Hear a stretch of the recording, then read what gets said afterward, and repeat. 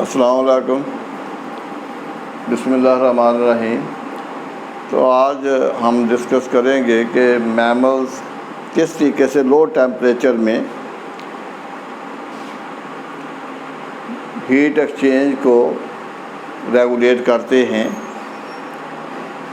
तो उसमें सबसे पहले तो ये है कि कल भी हमने डिस्कस किया था कि वैसो कंस्ट्रिक्शंस।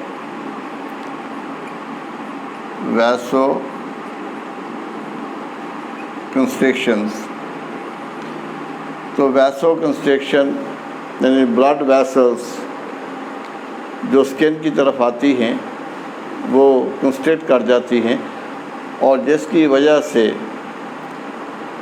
जो ब्लड है उसका एक्सटर्नल एनवायरनमेंट के साथ कांटेक्ट कम हो जाता है और हीट लॉस नहीं होगी।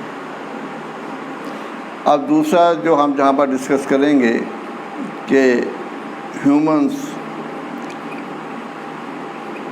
इनमें हीट एक्सचेंज कैसे रेगुलेट होती है। अब जो मैमल्स हैं इनमें होता ये है कि बॉडी के मुख्तलिफ पार्ट्स उनका टेम्परेचर मुख्तलिफ होगा in case of cold environment. Arms, legs, इनका टेम्परेचर सेवरल डिग्रीज लेस होगा than the temperature of the trunk. Trunk कहते हैं कि बाकी जो बॉडी पार्ट है जिसमें चेस्ट आ जाएगी, एब्डोमेन आ जाता है, ब्रेन आ जाता है, तो आर्म्स और लेग्स का जो टेम्परेचर होगा वो बॉडी टेम्परेचर से कई दर्जे कम होते हैं। और ह्यूमंस ये डिपेंड करते हैं लेयर ऑफ इंसुलेटिंग फैट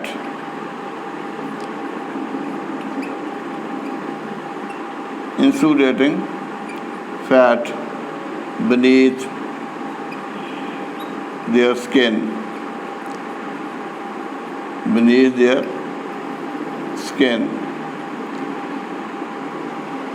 के ह्यूमंस में स्किन के नीचे इंसुलेटिंग फैट उसकी लेयर मौजूद होती है जो टेम्परेचर लॉस को यानी उसको प्रिवेंशन प्रोवाइड करेगी। और तीसरी बात जो हम डिस्कस करेंगे जहाँ पर वो लैंड मैमल्स आ जाते हैं।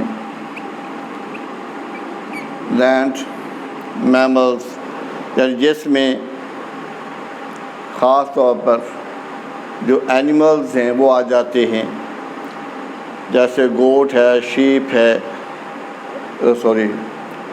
बैफलोज हैं, काउज़ हैं। अब इनमें होता ये है कि ये जो मैमल्स हैं जिनको लैंड मैमल्स हम कहते हैं other than human, raise their hairs,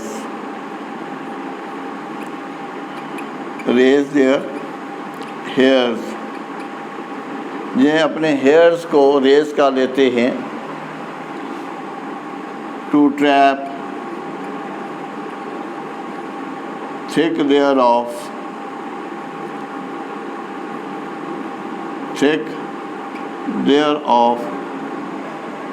still air यानी ये अपने इनके जो जब टेम्परेचर कम होते हैं तो इनके जो बाल होते हैं बॉडी के ऊपर वो खड़े हो जाते हैं। जब अपने हेयर्स को रेज कर लेते हैं, जब अपने हेयर्स को रेज करते हैं तो वहाँ पर एयर पेनिट्रेट कर जाएगी और इस तरह से वो एयर जो अंदर पेनिट्रेट करेगी उसकी एक लेयर डेवलप हो जाएगी, स्टेल एयर साकन हवा को कहा जाता है, और वो जो साकन एयर होगी, स्टेल एयर होगी, वो इंसुलेटिंग मटीरियल के तौर पर वर्क करेगी, और जिसके वजह से इनका टेम्परेचर रेगुलेट होगा मैमल्स एंड लैंड मैमल्स का। अब उसके बाद मैरीन मैमल्स आ जाते हैं। मैरीन मैमल्स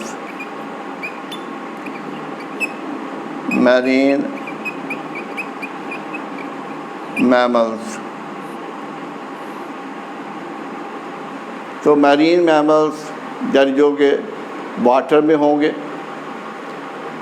और जिस एनवायरनमेंट में जो होंगे उसका टेम्परेचर लो होता है,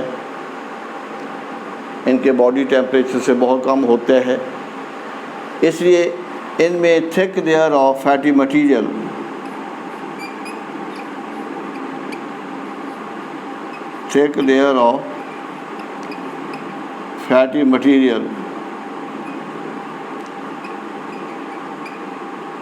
जिसको ब्लबर कहा जाता है, ब्लबर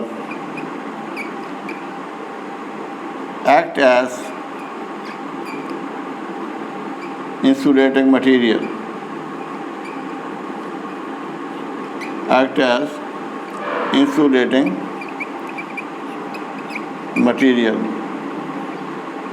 जो कि इंसुलेटिंग मटीरियल के तौर पर सर्व करेगा। तो ये तो था रेगुलेटरी मैकेनिज़्म इन लो टेम्परेचर।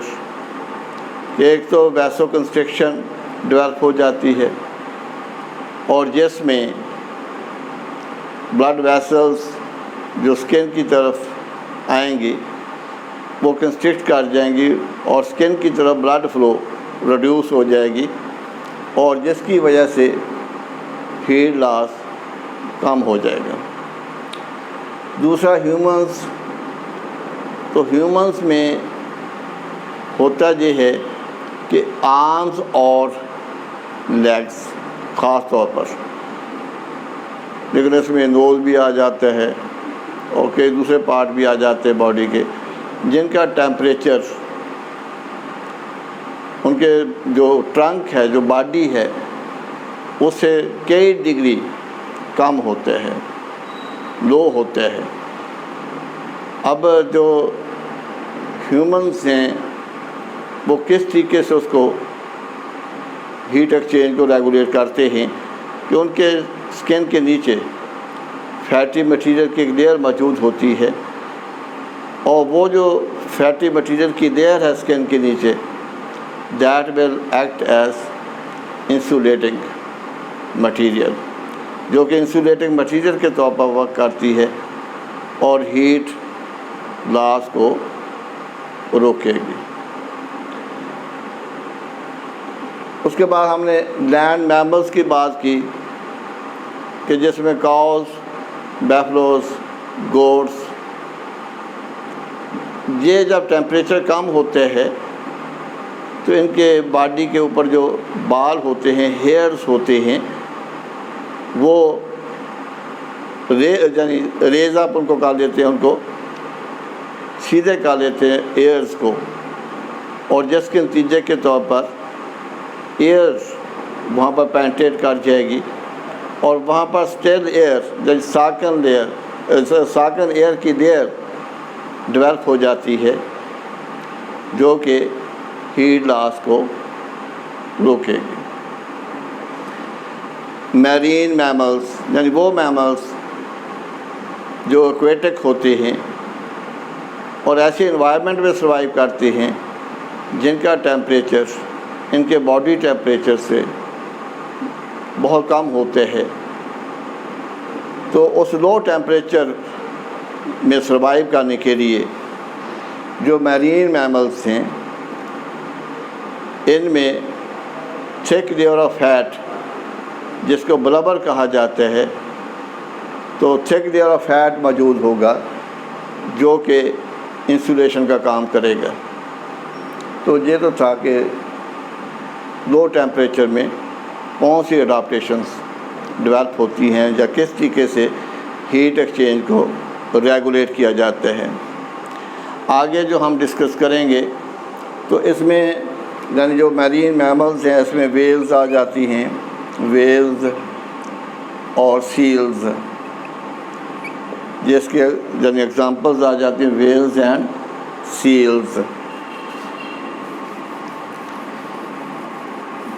तो अब हम देखेंगे कि हॉट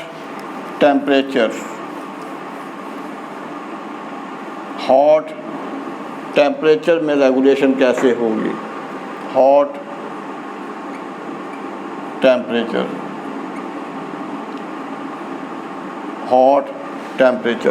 अब हॉट टेम्परेचर में अब जो मैरीन मैमल्स हैं, मैरीन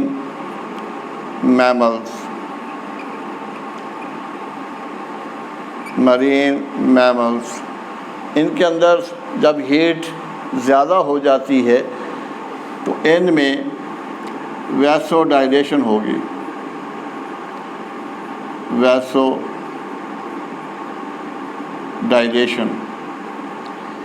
यानी जो ब्लड वेसल्स वो स्किन की तरफ जो आ रही हैं वो डायलेट कर जाती हैं और इस तरह से ब्लड में जो हीट होगी वो एक्सटर्नल वाटर में रेडिएट हो जाती है। यानी ये वैसोडाइलेशन के लिए अपनी बॉडी के अंदर जो एक्सेस हीट मौजूद होती है उसको पानी में ज़ाया कर देते हैं। तो ये मैरीन मैमल्स में ऐसा होगा। अब हम देखेंगे टर्स्टियर मैमल्स में। टर्स्टियर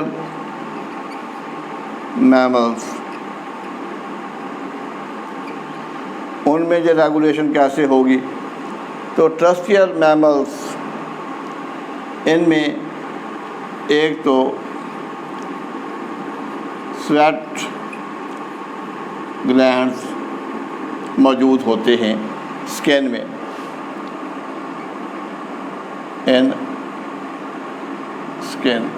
तो स्किन में स्वेट ग्लैंड्स मौजूद होते हैं और स्वेट ग्लैंड्स सेक्रेट पर्सपायरेशन, यानी वाटर जो है वो सेक्रेट करेंगे स्वेट ग्लैंड्स, जिसमें नमकियात भी होंगे, पानी भी होगा।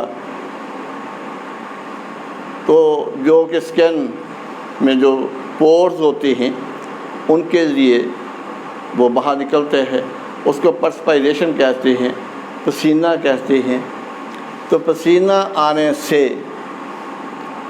बॉडी पर कूलिंग इफ़ेक्ट होगा, यानी पर्सपायरेशन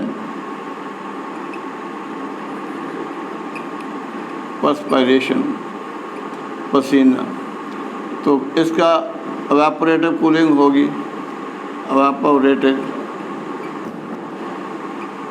एवापोरेटिव कूलिंग जैसे बॉडी का टेम्परेचर नॉर्मल हो जाएगा। तो एवापोरेटिव कूलिंग होगी और जैसे उनका बॉडी का टेम्परेचर जो है वो नॉर्मल हो जाता है। और दूसरे नंबर पर इनमें पैंटिंग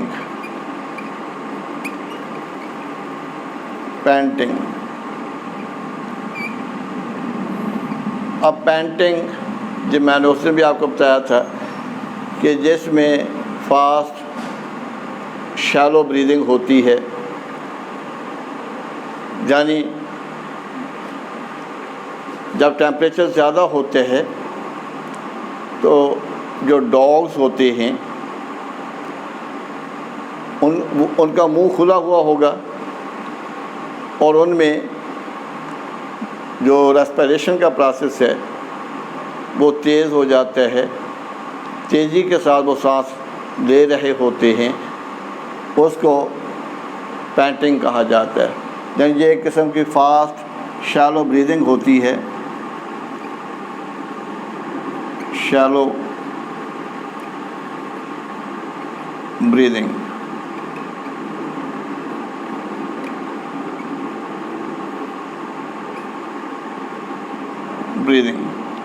तो जिसकी वजह से बॉडी के अंदर यानी वो बॉडी पार्ट्स जो ब्रीदिंग में हिस्सा देते हैं, तो वहाँ पर इवेपोरेटिव कूलिंग होगी और जिससे इनका जो टेम्परेचर है वो नॉर्मल हो जाता है। तो इवेपोरेटिव कूलिंग इसको कहा जाता है,